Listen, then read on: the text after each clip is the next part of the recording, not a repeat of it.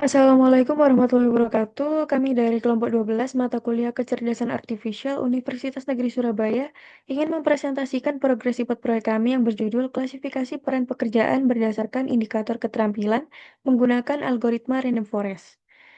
Sebelumnya, izinkan kami memperkenalkan diri. Saya Bilkis Wadiani Srina dengan 3 digit NIM akhir 216, didampingi oleh partner saya Tara Tabriza Rahman dengan 3 digit NIM akhir 107, dan Frelin Taresia Pania dengan 3 digit NIM akhir 220.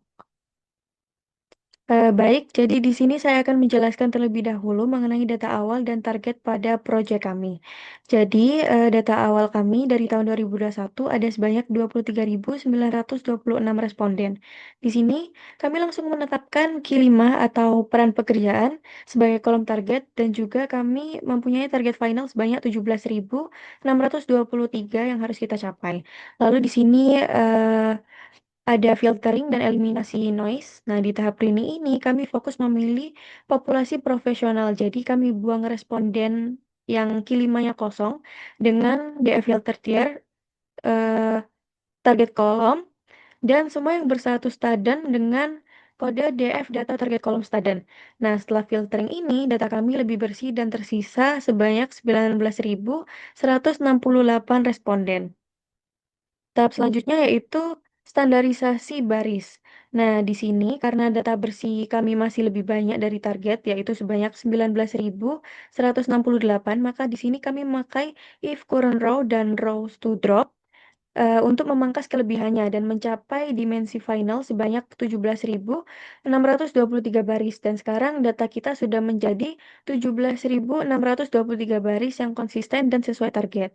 Selanjutnya ada missing value. Nah, di sini kami cek ternyata ada 5 kolom nilai nilai kolom pertama yang memiliki 100% nilai NaN yang hilang dan banyak kolom lainnya memiliki presentasi NaN sebanyak 98%.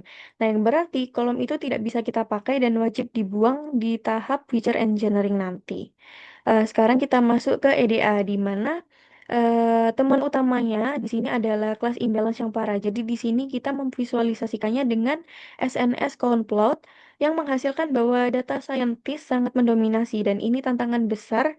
Kita harus pakai teknik resampling untuk memastikan model kita tidak bias ke kelas mayoritas.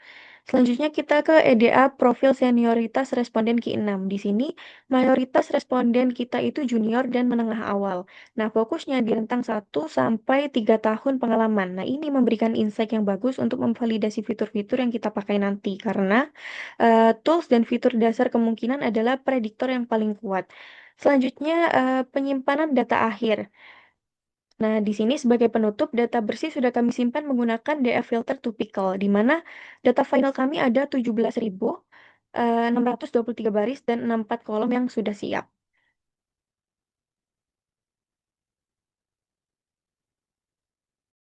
Oke, selanjutnya pada tahap feature engineering. Jadi feature engineering ini sendiri itu merupakan proses mengubah data asli atau data mentahnya menjadi sebuah representasi fitur yang lebih terstruktur, yaitu ke sebuah angka. Lalu sehingga dapat lebih optimal ketika dilakukan atau diproses oleh algoritma machine learning-nya. Nah, di sini kita yang pertama kali dilakukan adalah pengolahan fitur multiple choice. Nah, data mentah yang kita gunakan itu DF Kaggle Clean.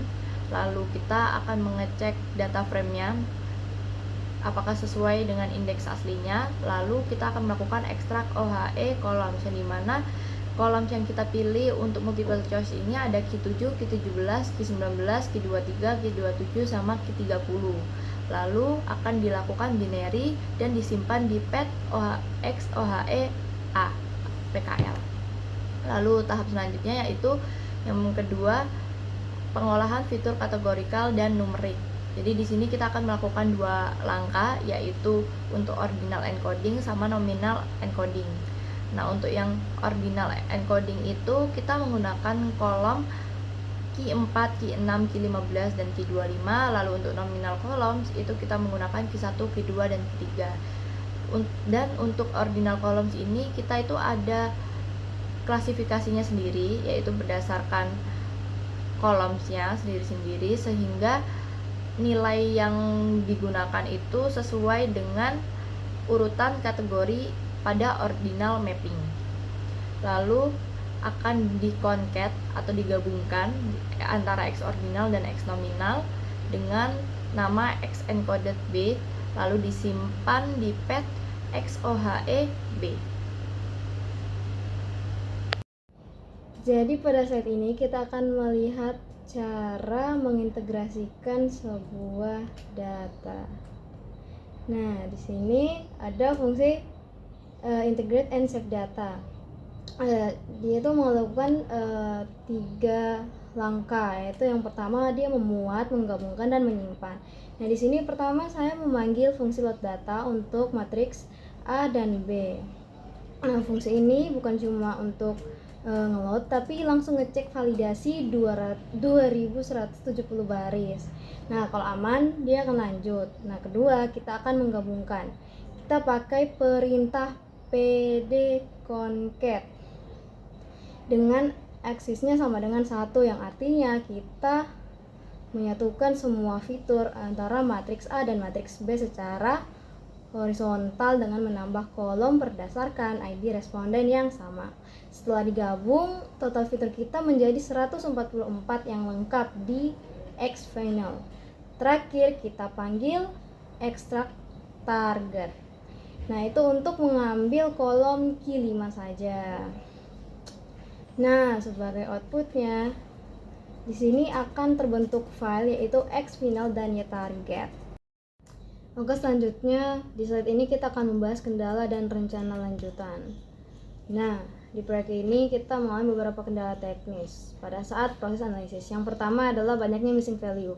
Dalam dataset survei gagal ini terdapat fitur multiple choice yang dimana karena hal ini maka banyak kolom yang memiliki nilai kosong, sehingga diperlukan sebuah penanganan yang lebih detail dalam tahap cleaning. Terus yang kedua ada perbedaan tipe data pada fitur.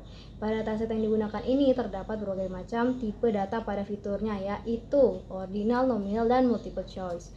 Sehingga pada proses encoding atau tahapan feature engineering ini diperlukan teknik yang berbeda tergantung dengan jenis fiturnya. Dan ketika data digabungkan, maka indeks juga perlu untuk diperhatikan.